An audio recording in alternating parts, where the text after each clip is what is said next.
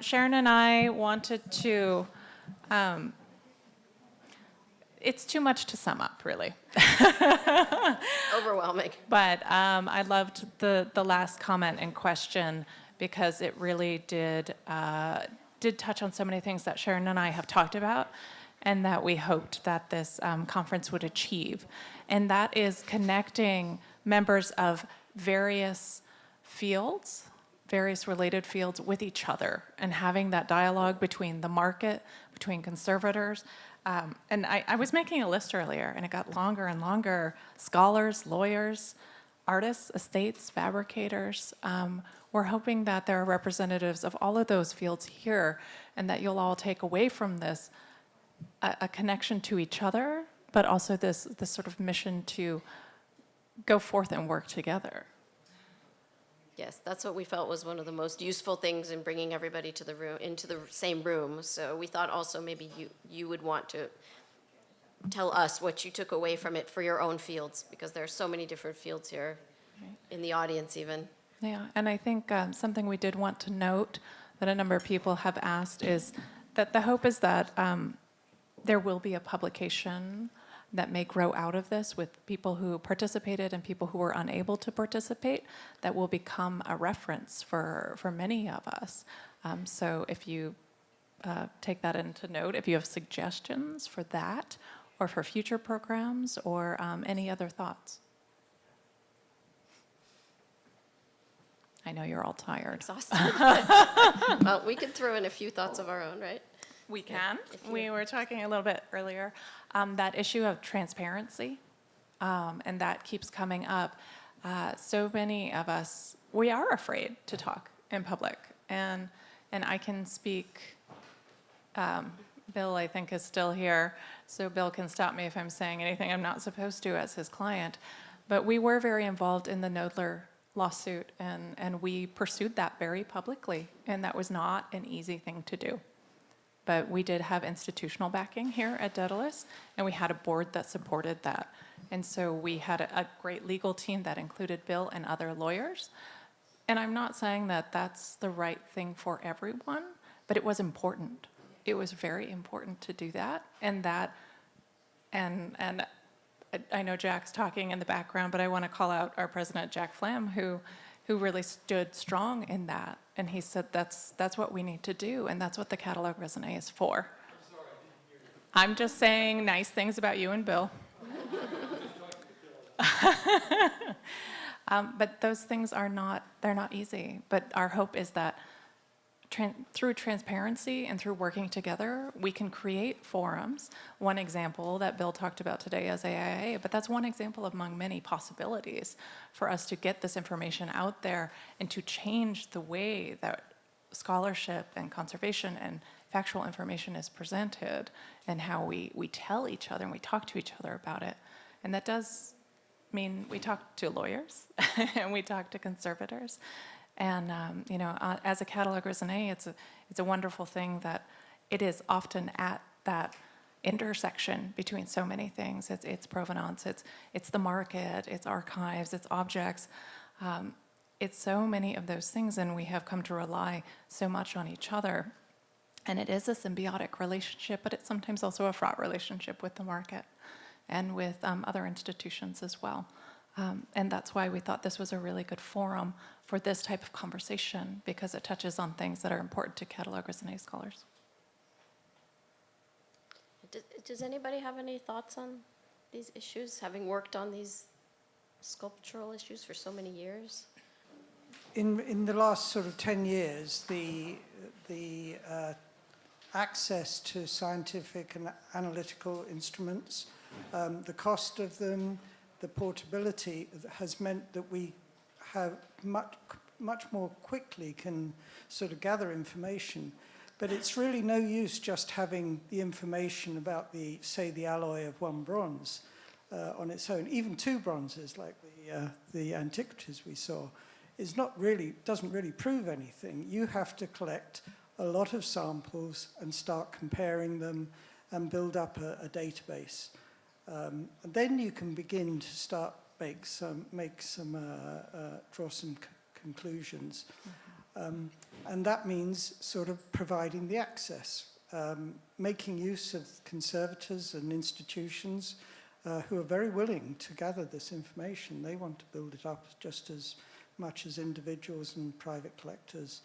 And that's, so you've got to make these contacts and keep them up, and that way we'll get somewhere, rather than just hitting on the odd Yes. case study. Yeah, I very much agree that for your artist, your sculptor, that is a great starting point. Even if in your career you don't end up finishing it, you've set the groundwork for the future. And that's what we're trying to do with Medard de Rosso. We know we're not going to be able to sample every wax of his or every bronze of his, but we're going to make a first step as to create a model.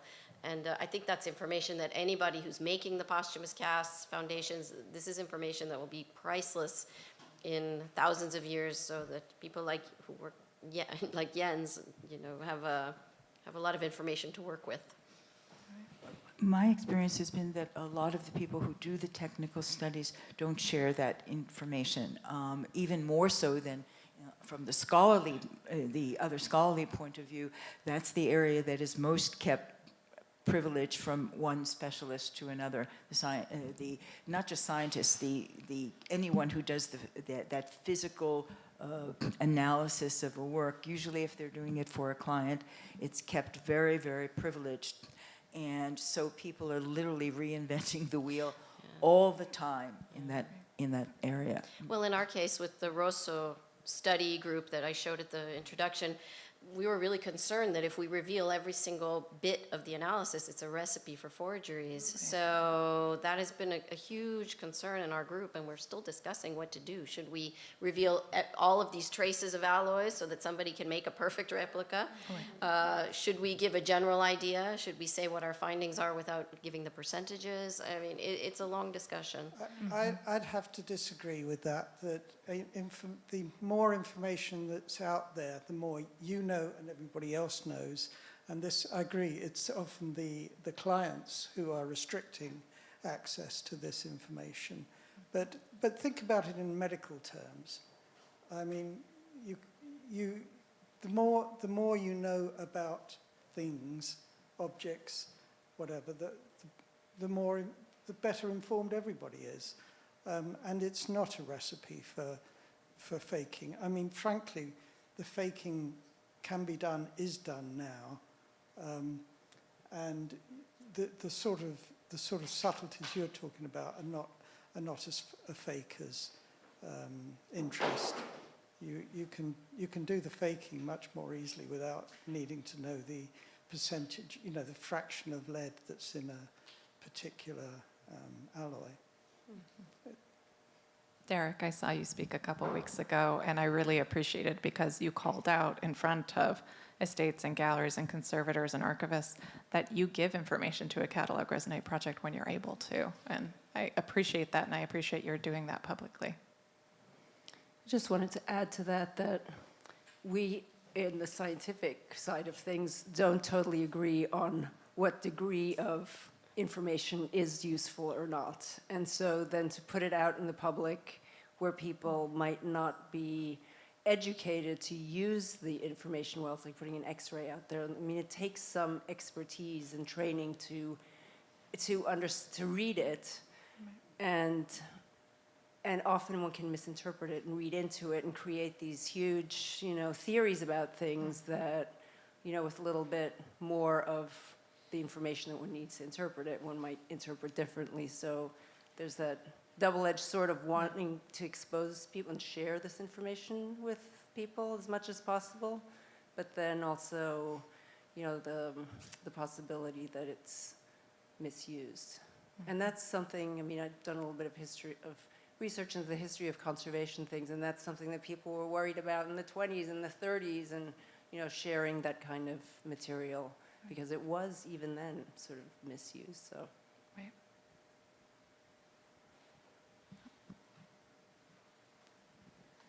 Hi, as an active artist and someone representing also an artist's estate and archive, I think there are a couple things that this group could do to help yourselves be more informed.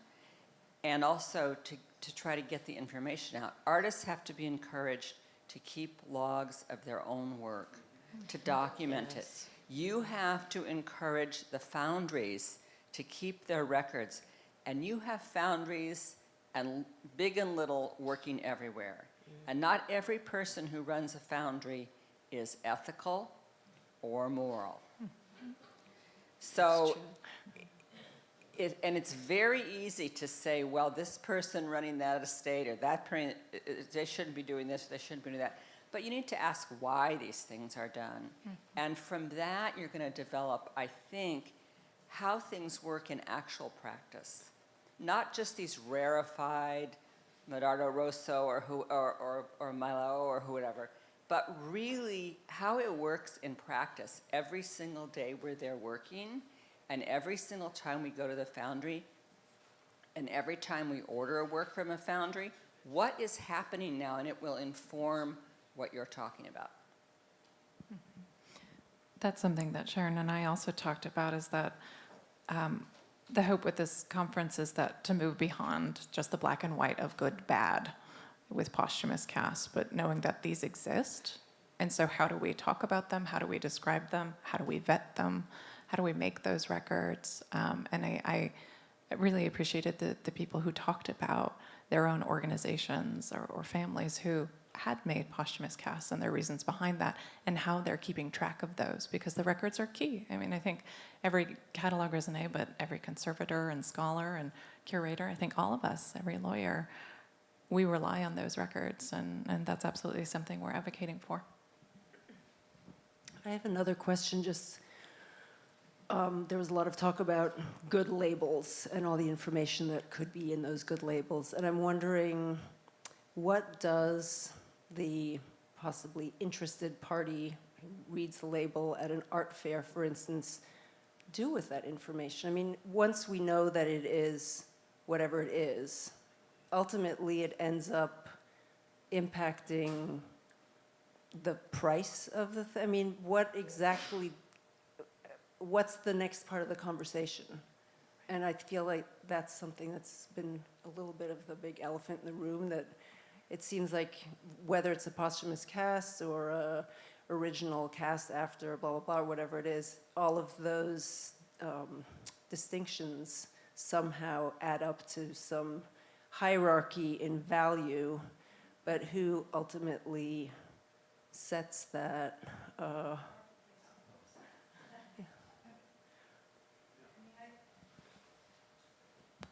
With some of the major artists like Rodin and Degas, I mean, the marketplace has already adjusted to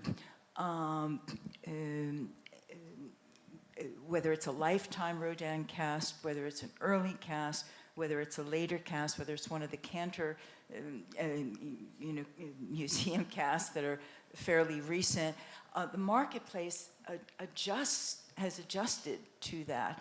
And I know earlier, I wasn't actually here at the moment, someone referred to that Hermitage conference that I was part of, and that was spearheaded, much to some of our dismay, because I actually didn't know and was blindsided when I was invited, because of the presence of those new to the world and market Vaswani Degas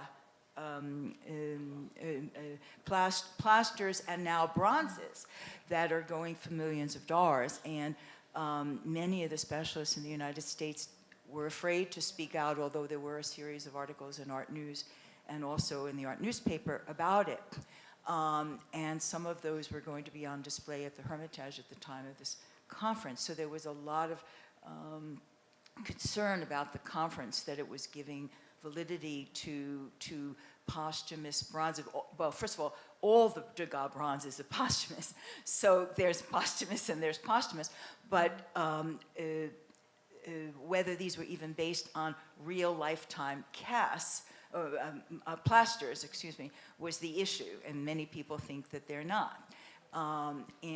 But they're now going for millions of dollars. And so for some of these bigger artists, the price has been adjusted in the market. People are buying them. There were people at that conference who owned a whole sets of those bronzes. Yes. Yes, yes.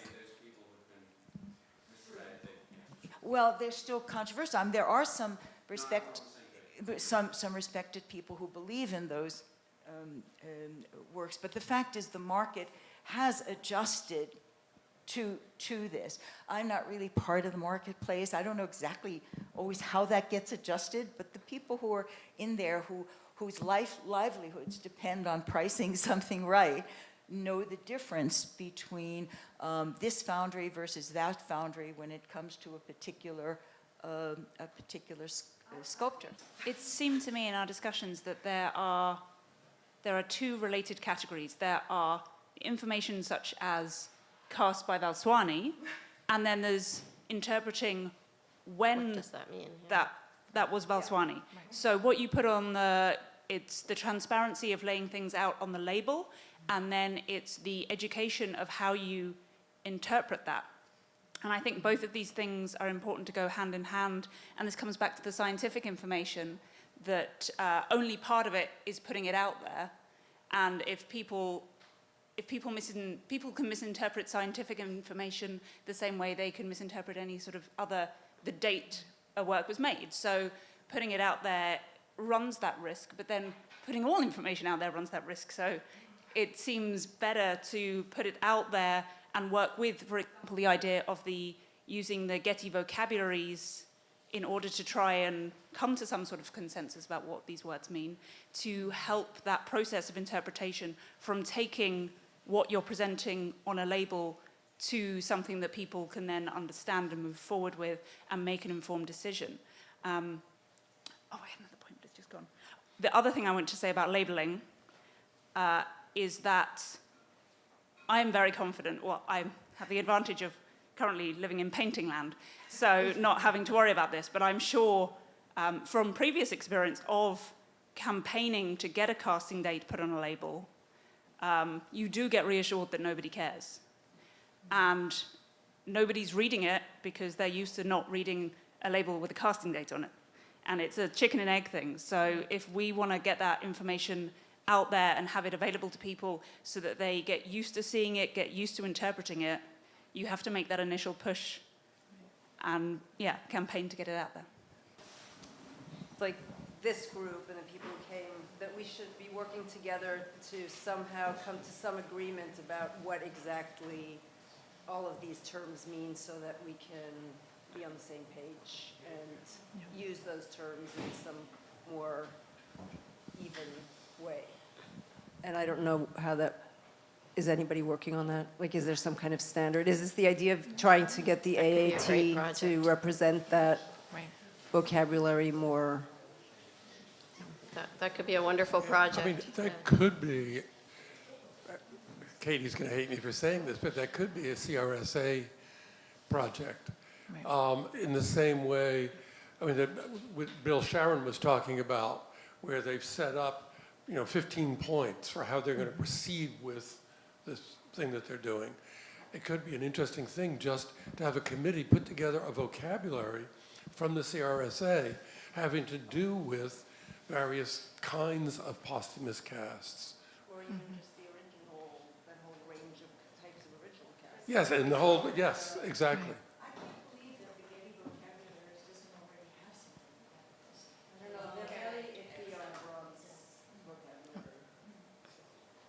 Because they've already set up a whole, kind of format where they have. So it might be possible to use that as a base. Right, and and work then together to- refine the part that has to do with with bronzes.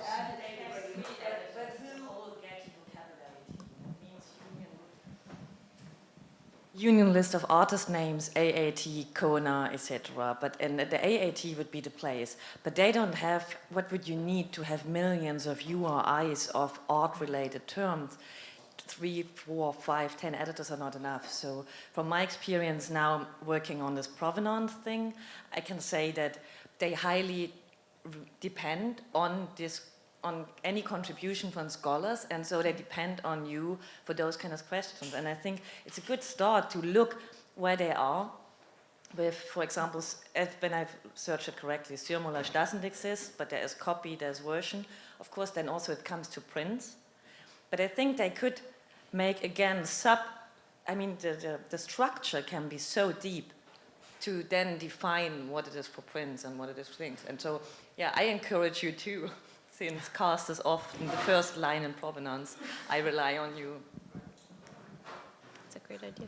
I also think it could be, so to speak, a definition raisonné. That is to say, you would have terms, but you would also explain why this term for this specific situation.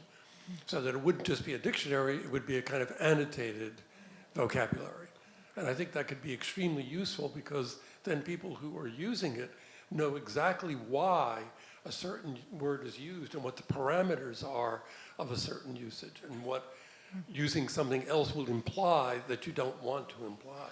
In a way, like an auction house, like Christie's and Sotheby's define all those terms at the end, circle of, follower of, school of, attributed to, when they all sound synonymous to someone who doesn't know the subtleties, and then they give that definition in the back. In a way, that's fairly similar.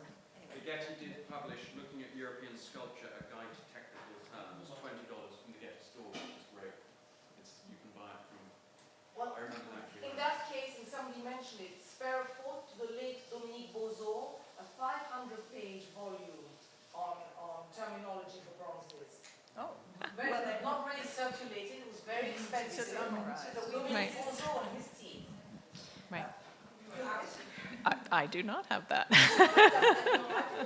And then on some level, this would be a great model for art fairs and auction catalogs to take up the same terminology and explain it to, as you were saying, to create a kind of how to read the label, because people rely on the label in order to buy.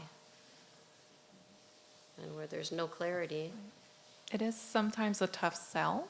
I will say that in each catalog raisonné, there usually is a guide to the entries that's quite extensive, that discusses methodology and what was left in and what was left out and why you format things the way they are, why you describe things the way you do. And many auction houses or dealers or collectors read the entry and then send a question saying, well, what does this mean? Even though it is very explicitly outlined in the usage guide. So it is an uphill battle, not to say that it isn't an important thing, but it would be the kind of thing that would rely on other previous sources and collating them and would take a lot of people and a lot of effort. And it does seem like the kind of thing that we need maybe a consortium of institutions to buy in. Maybe we can start advocating for that. Sounds good. I just wanted to say that I'm part of an international group of more technically minded people, scientists, conservators, art historians, who are working on putting together an online publication that will be published by the Getty on guidelines for best practices of technical sort of study and reporting. And we don't have anybody who works for Catalogue Raisonné, and maybe there's a way that we should really be thinking about also bringing more of you into the conversation too. And we've talked with the Getty about contributing some of our technical vocabulary to the AAT, but wrestling with all of these terms, we haven't quite gotten to it. It seems like that's important, so. It does. In a way, I just wanted, this is an aside, but it may be useful. Many, many years ago when IFAR was working on creating the Stolen Art Database, and then this became an international effort, and the Getty set up under its auspices something called Object ID, where people were brought together from different fields, the insurance industry, the marketplace, IFAR participated, and other people, to find definition terms so that we could all be on the same wavelength when we were even describing a work of art that was stolen that was now going to go into databases. And it was amazing how long it took. It was actually a period of years to work out the differences, because each of the different fields brought a slightly different definition to the way you describe a work of art. It sounds simple, But in fact, it wasn't very simple, and I wasn't participating then in those discussions, but I was told by people that it was actually very confrontational, that everyone staked their claim. They wanted their terminology to be the one that was being used for it. So just be prepared. I suspect there are a lot of very patient people in this room who Yes. work on long-term extensive projects. Do Well, so you have anything else? I just want to say thank you to everyone us. for Yeah. participating so actively and beautifully. I think we couldn't have asked for a better set of panelists, moderators, or an audience, so thank you.